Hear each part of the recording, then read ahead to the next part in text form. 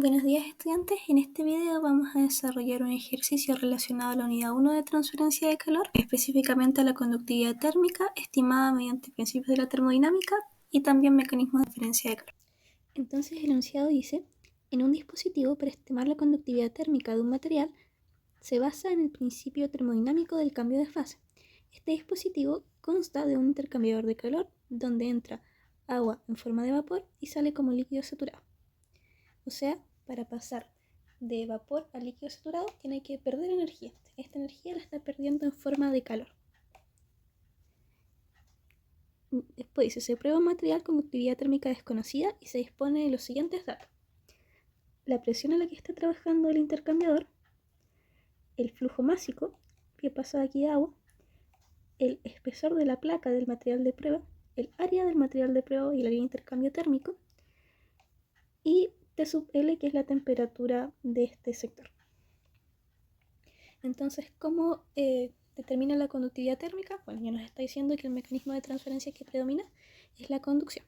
Entonces sería punto es igual a la conductividad térmica por el área partido en el espesor, en este caso por la diferencia de temperatura. Si nos damos cuenta, aquí tenemos como incógnita K. Las características geométricas son datos y tenemos solo una temperatura y otra incógnita. Y también Q es otra incógnita. Pero Q, ya que tenemos los datos de todo este sector, todo este sistema, podemos determinarlo mediante la termodinámica. Entonces esto en el fondo lo podríamos resolver. Y también esta temperatura de acá. Entonces, mediante ese principio obtenemos el valor de K. Y ahora las preguntas nos van a ayudar a determinarlo también. Y la primera pregunta nos pide determinar la temperatura T sub AT. Si miramos el esquema, T sub AT corresponde justo a la temperatura de este punto, el punto en común entre el intercambiador de calor y el material de prueba. Así que podríamos asumir que la temperatura de este punto va a ser la temperatura a la que está ocurriendo el proceso en el intercambiador de calor. Y como aquí dice que es un proceso que está en cambio de fase, nosotros sabemos que si algo está en cambio de fase, tanto la presión como la temperatura se mantienen constantes, porque todo el calor que está, en este caso, saliendo es calor latente, que se está ocupando no para cambiar la temperatura del fluido, esta energía, sino que para cambiar la fase en la que está el agua en este caso. Así que podemos determinarlo con termo. Y para esto vamos a ocupar IES. Entonces aquí estamos en IES, ocupé la ventana de diagramas para copiar y pegar el enunciado. Aquí podemos escribir texto que se escribe entre comillas y ponemos que vamos a determinar T sub H. Ponemos guardar, siempre bueno ir guardando constantemente. Y ahora vamos a buscar la propiedad temperatura AT. Para eso vamos a ir opciones, funciones, propiedades termofísicas, luego buscamos el fluido de trabajo que como dice el enunciado es agua, está aquí al final, y buscamos cómo calcular la temperatura. Aquí hay varias propiedades que podríamos calcular, densidad, entalpía, varias cosas así, pero queremos temperatura. Nos damos cuenta de que hay 4 tipos de temperatura que podemos calcular. Temperatura del punto crítico, temperatura de saturación, temperatura del punto triple y temperatura en general. En este caso estamos en saturación, estamos pasando por una mezcla que era 100% vapor y luego se va transformando hasta que todo es líquido. Así que nos sirve temperatura de saturación. Y para calcularlo solo tenemos como opción la presión. Así que ponemos aquí pegar. Y aquí anotamos la presión, pero si vemos nuestra tablita, la presión está en bar, 1,5 bar.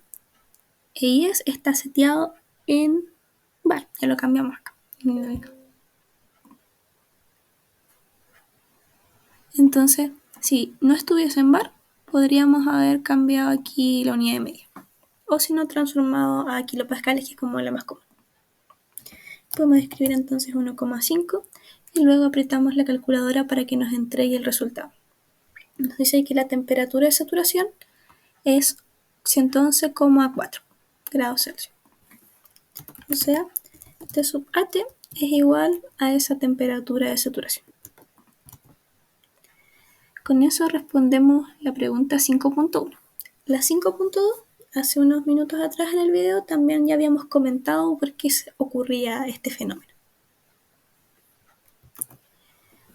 Y ahora la 5.3 nos pregunta el flujo de calor. Ya, para eso nuevamente nos vamos a centrar en la termodinámica y solamente en nuestro volumen de control donde está circulando el agua. Ya, entonces en nuestro intercambiador de calor teníamos dos sistemas, material de prueba y agua. Tenemos que ingresa agua como vapor y sale agua como agua en fase líquida. Para que eso ocurra, tuvo que existir una pérdida de energía, en este caso una pérdida de calor, Q punto. ¿Y qué propiedades conocemos del vapor de agua? Sabemos que está a una presión de 1,5 bar. Habíamos visto que tanto la presión como la temperatura se mantienen constantes en cambio de fase, a la entrada y a la salida en este caso. Además, sabemos que si es vapor saturado, la calidad de ese vapor va a ser 100% agua en fase de vapor, o sea, 1. En cambio, la salida, que es 100% líquido, o sea, 0% vapor, la calidad es 0. Así que este sería nuestro esquema. Vamos a escribir también nuestro volumen de control de lo que vamos a hacer el balance de energía. En este caso lo que nos conviene es hacer el balance de energía al sistema agua, porque ahí tenemos más datos. Y aquí dibujamos nuestra frontera. Entonces aquí vamos a anotar balance de energía al volumen de control agua.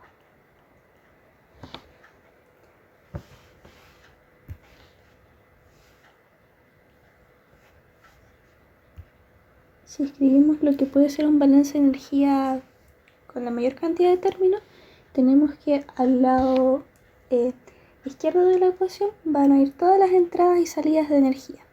Y al lado derecho va a ir el cambio de energía en el sistema. Entonces, si aquí anotamos eso,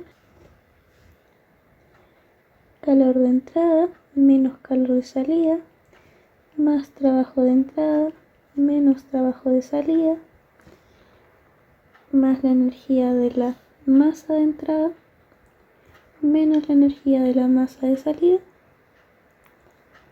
igual al cambio de energía interna del sistema.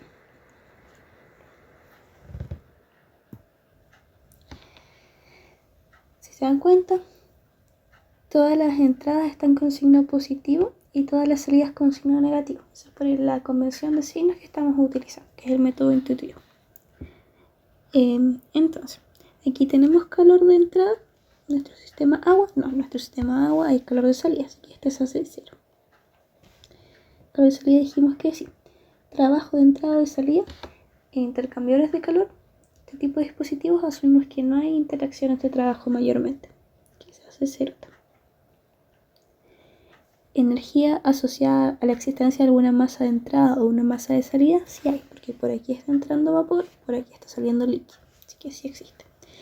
Y energía asociada o cambio de energía del sistema, cuando cambian las propiedades del sistema de un estado 1 a un estado 2, sí va a haber un cambio de energía interna, pero en este caso no. ¿Por qué? Porque vamos a asumir, como habíamos visto anteriormente, que es un dispositivo de flujo estacionario. Los intercambiadores de calor por lo general consideramos que están operando en flujo estacionario. Eso significa que sus propiedades no cambian en el tiempo. Entonces sabemos que espacialmente, considerando las condiciones de contorno de entrada y salida, las propiedades del agua cambiaron en el tiempo. Aquí la calidad era 1, aquí la calidad era 0. Pero si nosotros sacamos como una foto, por así decirlo, a este sistema de acá, consideramos que todo esto está a la misma temperatura en este instante de tiempo y después, porque cuando pase, no por de agua por acá, va a tener calidad 1, va a entrar, va a pasar por la misma transferencia de calor y va a salir siempre con calidad 0. Entonces todas las fotos que vayamos sacando van a ser iguales. Así que al restar esa foto, como es lo mismo, nos da 0. Para decirlo de una manera muy simplificada.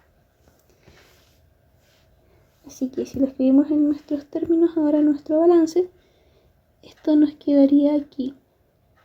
Menos Q punto más la energía de masa de entrada. La energía de masa de entrada la podemos obtener multiplicando el flujo másico de entrada, que es el mismo que le salía en este caso, por la entalpía de entrada. Y el de salida es el flujo másico de salida multiplicado por la entalpía de salida, igual a 0. Toda la masa que entra tiene que ser igual a la masa que sale, porque si estuviésemos acumulando masa aquí adentro, irían cambiando las propiedades. Dijimos que no queremos que cambien las propiedades en el tiempo. Entonces veamos qué datos tenemos. En este caso, Q punto es nuestra incógnita, esto es lo que queremos determinar. El flujo másico es un dato que está en la tabla. La entalpía de entrada no es un dato directo, no está ni en la tabla, ni en el enunciado, ni en ninguna parte. Pero conocemos dos propiedades de la entrada. Y por el postulado de estado sabemos que conociendo dos propiedades de algo podemos determinar todo el estado termodinámico, o sea, encontrar la propiedad que queramos. Así que a pesar que la entalpía de entrada era una incógnita, se puede resolver, ya sea con tablas, con ecuaciones o en este caso con IES. Y exactamente lo mismo pasa para el caso de la salida. Tenemos dos datos, así que lo podemos encontrar. Por ende, de esta ecuación nos va a quedar solamente esta incógnita de acá, que es precisamente la que queremos. Y vamos ahora a resolverlo en IES. Así que vamos a traspasar lo que teníamos antes escrito, nuestro balance de energía, que era menos U punto de salida más el M punto flujo másico, podemos factorizar por la entalpía de entrada menos la entalpía de salida, igual a 0. Entonces tenemos también que agregar alguna información como datos previos. Los mismos datos de la tabla los declaramos acá. Por ejemplo, que el M punto dice esto que es igual a 0,58 kilogramos por segundo. También como dato extra tenemos simplemente eso para este punto del ejercicio. Y aquí podemos calcular las propiedades que vamos a requerir ahora, de la misma forma que lo habíamos hecho antes. Opciones, funciones, propiedades termofísicas, agua y buscamos en este caso entalpía. ¿Con qué dato? Con presión, que va a estar en bar ahora, y con calidad. Esa es nuestra otra propiedad. Y pegamos acá. Le asignamos el mismo nombre que habíamos puesto en el balance, o sea, entalpía de entrada en el primer caso, calidad de entrada y presión podemos igual definirla nuevamente acá como presión igual a 1,5 bar. La calidad 1, habíamos dicho la calidad de entrada es 1. Y luego repetimos esto mismo, pero para la salida. Aquí ponemos out. Y acá también ponemos salida. Aquí la calidad es 0. Y acá llamamos la calidad de salida. Si hubiésemos intentado calcular la entalpía con temperatura y presión, nos iba a dar un error, porque no estábamos aportando ningún dato nuevo. Porque cuando están las sustancias en cambio de fase, la temperatura y la presión van amarradas. Si es una temperatura definida, es sí o sí una sola opción de presión. Lo mismo al revés. Si aquí ponemos ahora resolver, nos debería dar el resultado. Confirmar las unidades de medida. Esto sí nos va a quedar en kilojoule partido en segundo, porque conservamos estas unidades multiplicado esto por esto, se van los kilogramos y queda todo en kilojoule partido en segundo. Así que encontramos cuánto vale el calor de salida. Voy a dejar esto destacado de otro color. Con eso respondemos la pregunta 5.3 de medida. Y la pregunta 5.4 nos pide estimar la conductividad térmica del material, que vamos a ocupar la ecuación que teníamos desde antes. O sea, Q punto es igual a K por el área partido en el espesor por la temperatura mayor menos la temperatura inferior. Estamos trabajando como en valor absoluto, porque sabemos que esto nos va a dar positivo y este calor también lo vamos a poner en positivo para trabajar con las magnitudes solamente. Habíamos dicho que el calor nos había dado 1291. Después vamos a ver si estaban bien las unidades de medida.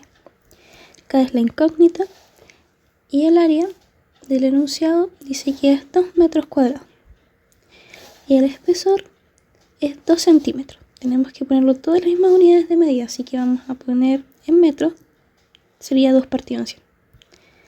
La diferencia de temperatura sería 111,4 menos 25 grados Celsius según el enunciado. Ahora, revisemos las unidades de medida. Vamos a hacerlo aquí al ladito. Esto dice que nos debería quedar las unidades del calor, que eran kilojoule partido en segundo. Acá todavía no sabemos en qué unidad está. Está multiplicado sí por el área en metros cuadrados y dividido en el espesor, que lo pasamos a metro. Y esto está en Celsius, o también podría ser en Kelvin, como es una diferencia, al final da lo mismo. O sea, aquí simplificamos unos metros, se van estos metros. Y kilojoule partido en segundo es lo mismo que decir kilowatt. Pasamos dividiendo los metros, y estos Celsius podemos escribirlo como Kelvin mejor, para que quede todas las unidades de medida que comúnmente están.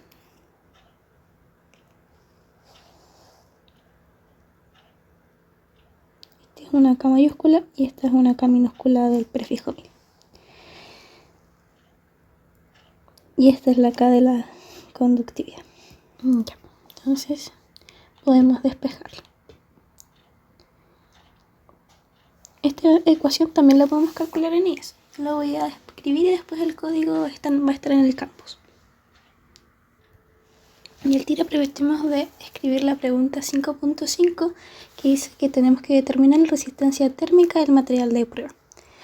La resistencia térmica viene de considerar que esto es un símil a la ley de Ohm, donde el flujo de corriente es igual al flujo de calor. La diferencia de temperatura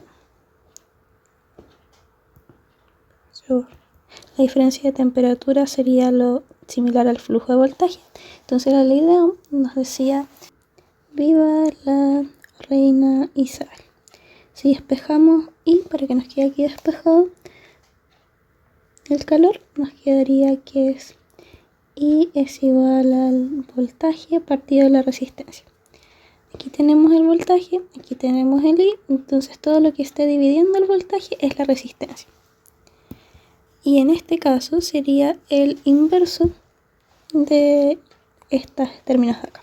Entonces la resistencia térmica por la conductividad va a ser igual a L partido en K por el área. Y todos esos datos ahora los vamos a conocer. El espesor era 2 partido en 100, K va a ser lo que vamos a determinar y el área es 2. Ahora podemos pasar eso ahí. Entonces vamos a determinar la conductividad y determinar la resistencia térmica.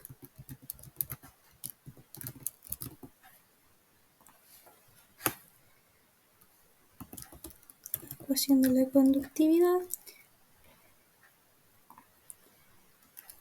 sq.out, tenemos que mantener el mismo nombre de las variables para que esto funcione. K es la incógnita, no tenemos que despejarla, podemos anotarlo simplemente así. A es el área que vamos a tener que definir más arriba, y esto está dividido en el largo o espesor. Y todo esto está multiplicando a la diferencia entre TH menos TL. Y guardamos. Entonces definimos los datos que nos falta traspasar de la tabla. El área es igual a 2 metros cuadrados. El espesor es 2 partido en 100 metros. Y el T sub L más bajito es 25 grados Celsius. Y nos debería dar el valor de la conductividad. Nos dice que K vale esto. Que nosotros hemos descubierto que las unidades de medida eran kilowatt partido en metros Kelvin.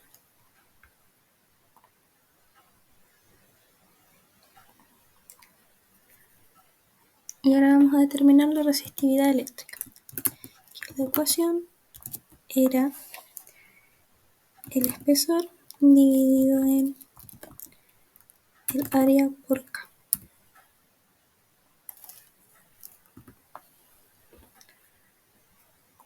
Aquí la resistividad es esto de acá.